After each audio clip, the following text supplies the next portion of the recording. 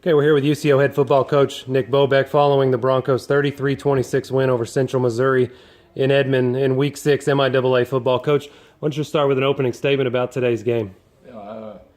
This was a tough week. This was a challenging week for our football team, more so mentally than it was anything. Just because coming off of such a good win against Northwest Missouri, and then we really played flat against Fort Hays, and we really challenged our kids all week this week to find consistency, and at times, in that game, it was inconsistent.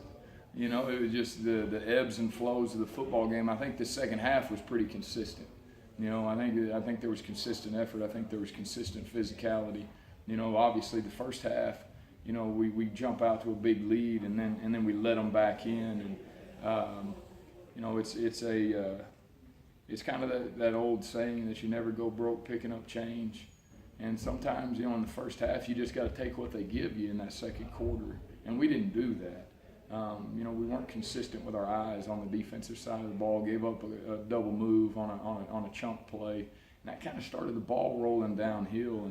And we've got to have a little bit more intestinal fortitude than what we did to be able to overcome some challenges like that. But challenged them at halftime to come out and play the game the way that they know how to play the game, and they did a good job with it. And I was really proud of them. They found a way to grit it out. And Eli Hooks at the end of that football game with 2 sacks. He's a proven point that he's as consistent a kid as we have in our program.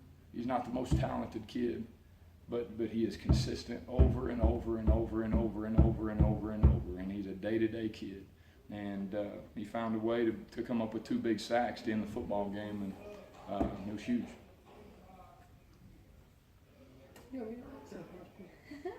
Okay, I just wanted to know why, or just was curious about why you decided to start with Collins instead of Chandler. Well, Chandler Garrett was a little bit banged up after the Fort Hays game, and had he didn't really practice until Thursday.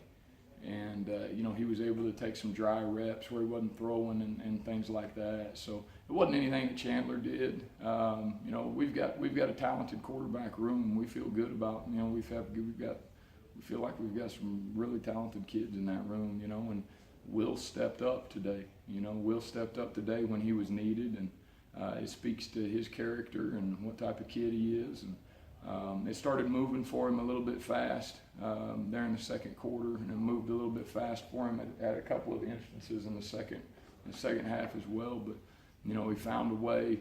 We had to get on him a couple of times. There was two plays in particular in the second quarter that just drove me nuts, where he didn't go and pick up first downs. There was a scramble play, and then there was a pull read. There was a 2nd and 1 football play that he didn't find a way to just get the first down. He ran out of bounds, and it just drove me absolutely nuts. But he came back in the second half, and he found a way, and he gritted it out no different than everybody else on the football team. But we've got a talented room there. Chandler, there was nothing really wrong with Chandler other than he didn't throw until Thursday. And Will practiced well, and we thought that he deserved it, and he went out there and played well. Mikael Hall was a name you mentioned to me when we discussed spring football. He got off to a slow start this year. He's come on the last 2 games. What do you think has been the difference from the slow start to now? Practice habits. It's kind of a theme here, and I understand that, and it's kind of boring. But consistent practice habits. He has practiced better than the other guys at that position. And the one play, the big one in the second quarter that could have been a touchdown. It is what it is. But he responded. And he responded in the fourth quarter with a huge catch on a 3rd and 8. He found a way to put stuff behind him and go compete. He is an extremely talented kid. He is highly, highly, highly talented kid. He has to learn consistency. He has to learn what day-to-day work is. And he's got to learn that quarterbacks trust the people who are where they're supposed to be. And when they can just throw it to a spot and trust that he's going to be there, then they got a chance. And he's so talented. it just takes care of itself. You mentioned that fourth quarter. You guys started off fast in the first, and then kind of trailed off some in second and third. What changed in that fourth quarter? We were able to run the ball. You know, we ran the ball in the first quarter, and we ran the ball in the fourth quarter.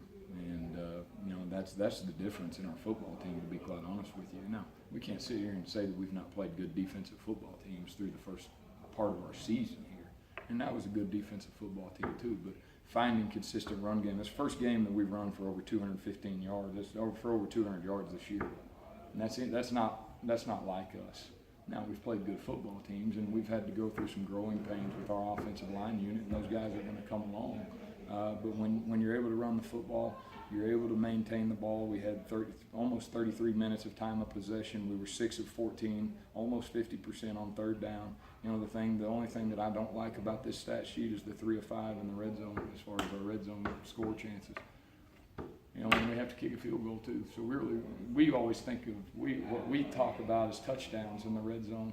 You don't want to kick field goals. We had to kick that last field goal. If you score a touchdown, there's no way in heck that very little chance that they beat you. You know, but really we're 2 of 5. The way we look at it, 2 of 5 in the red zone as far as scoring touchdowns. So that's disappointing, but you know, we found a way to win, and you know, we created a turnover on special teams, and then, to me, that's the difference. You mentioned the run game. Clay McKenzie had his best game of the season. What do you say about his performance? He's a grinder. He's just a grinder. He's been a grinder his whole career here, and he's a consistent dude. He's always physical. He always shows up. He's always on time. Hey, it's never you don't have to worry about Clay. You know, he's one of those guys that, you know, he's going to show up. He's going to do his work, and you know, and that shows up in his line today. You can see it the way he ran the football out there. It was physical. There was multiple football plays where, you know, he just ran through tackles. You know, he's dragging people for extra yards, and those are energy football plays. Those are energy football plays. You know, and we talk about them as body blows.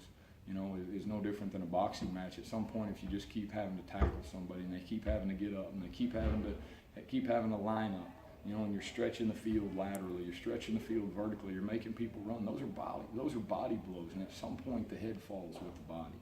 And that's what our kids have got to understand about this game. And it's about life too. You know, it's no different than investing money. You know, you invest in money. It's hey, it just keeps growing. It just keeps growing. It just keeps growing, and it's the same thing out there on the football field. You had you decided to re-kick on that kick out of bounds. What went into that decision? Yeah, the rule is that it's 35 yards from the spot where it was kicked. So they kicked that ball from the 50-yard line. We'd have got that ball at the 15 had we not made them re-kick. So we took the 5-yard penalty. Right. And so that's the rule. That's the why, you know, behind it. So we obviously didn't want the ball at 15, even if they kicked it out of the back of the end zone. Mm-hmm. All right, we'll take it at 25. And then finally, what do you want to see for your team moving forward? Consistency. I want to see them show up tomorrow. I want to see bright-eyed kids. I want to see everybody in the weight room working out. I want to see everybody when we go out on the football field to go run and go through our Sunday practice and try to get the sore out. And then it to be consistent with starting into study hall on Sunday night at 7:30, and then the same thing with a lift on Monday morning, and then study hall on Monday night, and then back to practice on Tuesday. I just want consistency with our kids. that is what I want. And if we're talented enough, if we're consistent, we're going to win. If we're consistent, we're going to win. And if we can do that, you know, if they can learn that, then we're going to have a lot of success. All right, Central Oklahoma beats Central Missouri 33-26. UCO will play at Missouri Western next Saturday, October 13th, before returning home to take on Washburn October 20. Thank you, Coach. Thank you, guys.